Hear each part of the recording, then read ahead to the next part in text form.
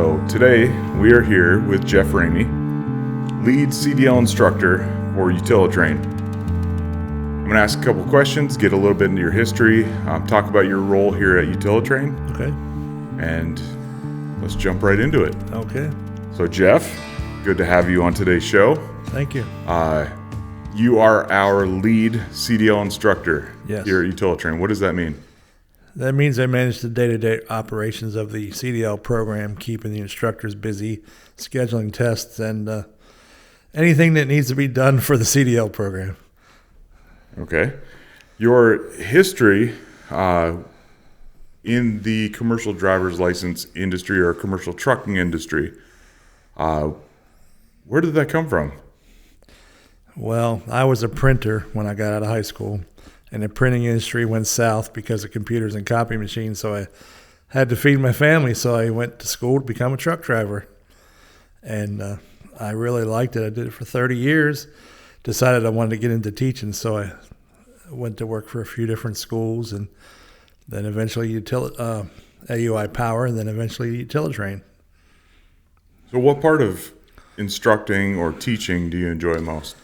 I enjoy all of it. The most, I would say, when you're teaching somebody and they don't understand and all of a sudden they grasp it and you can see progress. And then when they pass their test on Friday and they get that CDL, that big smile on their face, you can feel all the accomplishments come, to reality. Kind of full circle? Yes. Yeah. Of all the students that have been in your classes, is there any of them that stand out as just being an incredible achiever? Somebody that, without naming names, they just had a great story from, rags to riches or struggling to making ends meet. Anything like that? Yeah, most of the people that we get are rags to riches stories. They want to better their life. And by obtaining a CDL, they can get a job coming out of trucking school making $80,000 a year or better, whereas they work in a warehouse, they're not going to make that kind of money. A lot of them are warehouse people. They want to change their life and do something different. All right. So what does the average day I'm going to skip your role just a little bit to talk a little bit about the CDL program. Yep. The average day of a CDL instructor, what does that look like? The average day of a CDL instructor, well, they start out the very first week during class, half a day, and they watch PowerPoints, and they work in the simulator, do some training in the simulator, then they go back and do some more PowerPoint training, and then they go hands-on with the truck in the afternoon. So half a day is the classroom, half a day is with the truck on the range. Hopefully on Friday they test at motor vehicle, get their permit, and then the next week is all hands-on. Pre-trip, maneuvers, and half a day driving on the road for the next 3 weeks. So they get very comfortable. Each day they're behind the wheel, they get more comfortable. So my experience, just kind of viewing from the outside in, there's a wave of confidence that happens right at the beginning of the program when somebody starts learning a little bit about it and they're like, this is easy. And pretty soon those nerves kind of start to set in. About 2/3 of the way through the program. How do you combat those nerves? Well, we tell them there's no reason to be nervous. Everybody has to start someplace. Everybody messes up, learn from their mistakes. And when they go to take their test, the people testing them are people just like them. And we don't take them to test unless they're very confident in what they know. And I can't help nerves on the test, but we take them in there very confident. And I just try to relax people when they're out on the road, when they're shifting. The main thing that gets them is we'll teach them on the simulator and we'll teach them in the yard. And as soon as we throw traffic at them out on the real road, that's when they fall apart. But we have to fix it and relax them and just calm them down. And the main thing is keep people calm. So you mentioned our simulator. Mm-hmm. Can you kind of, in a minute or so, explain what our simulator is? Like, basically, what purpose does it serve, and how does it help prepare our drivers better for life out there? Well, we can teach them to shift on the simulator, any number of transmissions. And if they hit something, they haven't torn anything up. They're not going to the hospital. There's no accidents, no paperwork. And they can relax, too, and laugh it off, if they hit something or make a mistake. It also gets them to feel what it's like to drive a big truck on the road. They can see the mirrors and turn. It actually moves when they hit a bump or something like that. It's very realistic. And it eases before I had the simulator, I would take them out shifting and I'd be jerked all around, and it's taken all that out too. It's helped my back and my neck a lot. But and it's helped understand the feet and the shifting concept. Helps them figure that out. So when they get into the truck, we save the transmission and a lot of time as well. So it becomes almost muscle memory, yes. A little bit of dexterity thrown in before they even get out onto the road. Exactly. Okay.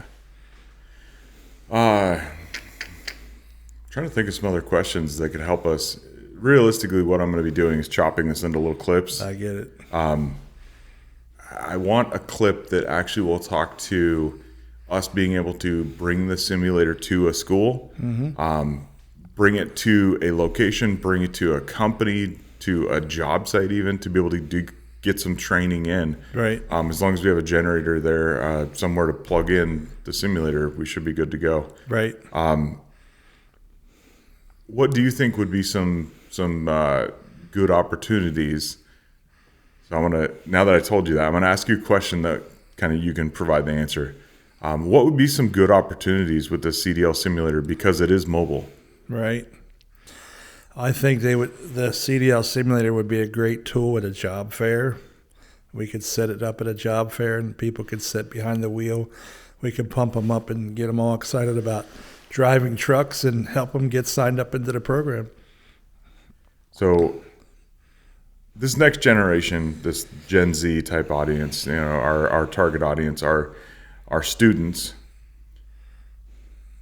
potentially came from a video game type world, a hands-on world, a scrolling their smartphones, technology-based type of learning. They're using social media as a search engine. Using the simulator, does that allow some students to get that hands-on experience before getting into a big rig, or does it knock down some walls for them that would prevent them from just jumping right into a big rig and trying to learn? It knocks down a fear. That's a big one, fear. A lot of students that we get have never driven a stick shift car, don't know what a stick shift is, and we put them in there and teach them, and that takes a lot of fear out of there. And the size of a truck, too. The simulator, when you turn the wheel, you can see the trailer actually come around, and if you go off the road, I don't know if you've ever ridden a ride at a amusement park, virtual reality rides. That's basically what this is a virtual reality. I mean, it's got 4 actuators that actually move. When you turn, it turns. You hit the brakes too hard, you do a nosedive. If you grind a gear, it grinds just like a real truck. Okay. Moving out into the field, driving a truck. I know you've had a lot of experience driving trucks, doing deliveries, doing all kinds of stuff. On an older video, we talked about what was the most expensive haul that you ever did. Yes. I believe it was the Sony PlayStations. Sony PlayStation, yes. Is there another job that you remember, another specific cargo that was just so strange and out there, even if it wasn't the most expensive, just the most weird thing that you ever did haul? Do you remember? No, I don't. I never had any weird stuff. Okay. Most of the stuff I hauled was General Electric appliances and produce.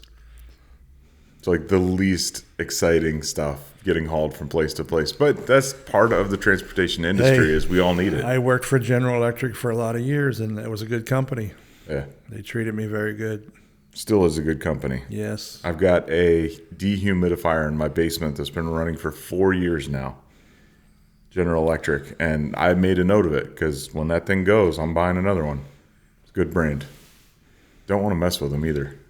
It's a huge company. Yeah. They've got their hands in everything. A little bit more on the road.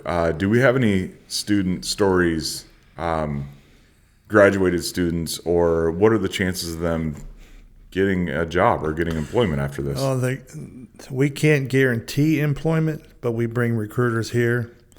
And as long as they fill out the paperwork and go through the program, there's a job waiting for them. We had one student come through the program, graduated, went to orientation, was the star of the orientation, got an award, still driving. He still contacts us on a regular basis, and he wants to bring his truck here one day and show it off to the other students.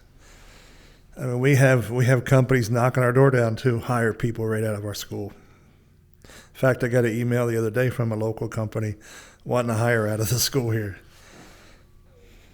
All right. So I'm not going to make this super long and stretched out. I didn't have any sort of questions prepared or anything.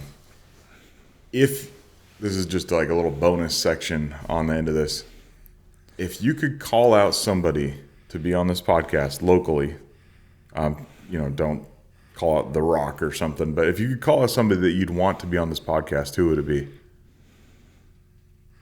Anybody? Gee, I don't know. In my profession? Yeah. In driving trucks?